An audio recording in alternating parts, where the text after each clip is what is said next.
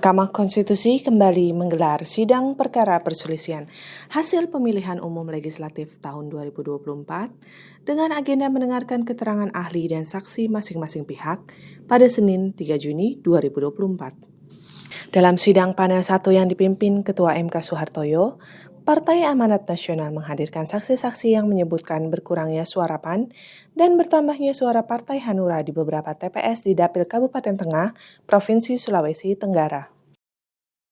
Bus Harsin yang bertindak sebagai saksi mandat PAN di tingkat kecamatan dan kabupaten mengatakan terdapat data yang tidak sinkron antara jumlah pengguna hak pilih dan perolehan suara partai politik maupun calon anggota legislatif.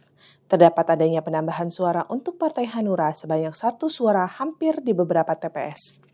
Sementara dalam perkara PHPU calon anggota DPD Provinsi Sumatera Barat, Ketua KPU Hasyim Asyari menjelaskan perihal pendiskualifikasian pencalonan Irman Gusman dalam kepesertaan pemilu.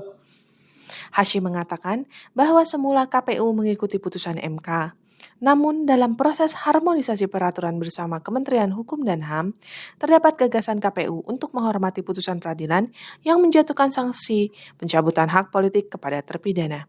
Menanggapi keterangan tersebut, Ketua MK Soehartoyo menegaskan mantan terpidana yang telah menjalani masa jeda 5 tahun tidak perlu lagi mendapatkan sanksi pencabutan hak politik sebagaimana tertuang dalam putusan MK nomor 12 tahun 2023 tertanggal 28 Februari 2023. Untuk memperoleh data yang meyakinkan, Majelis Hakim Panel 2 yang dipimpin Wakil Ketua MK Saldi Isra membuka kotak suara di Kecamatan Leihitu Barat, Maluku Tengah, Provinsi Maluku. Dalam sidang lanjutan itu, 2 kotak suara dibuka di hadapan Majelis Hakim Konstitusi dengan disaksikan para pihak serta pengawalan dari petugas keamanan dan petugas persidangan. Setelah Majelis Hakim melakukan pencermatan, ditemukan perbedaan pencatatan jumlah suara partai politik. Sementara panel 3 yang dipimpin oleh Hakim Konstitusi Harif Hidayat dalam persidangan yang dipersoalkan oleh PDIP perihal penambahan suara untuk Partai Nasdem di TPS 05 Desa Sioyong, Kecamatan Damplas, Kabupaten Donggala terkonfirmasi benar.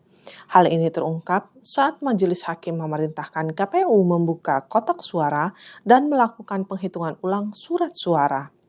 Setelah dilakukan penghitungan ulang surat suara, ditemukan adanya penambahan 1 suara untuk Partai Nasdem dari yang seharusnya 77 suara menjadi 78 suara.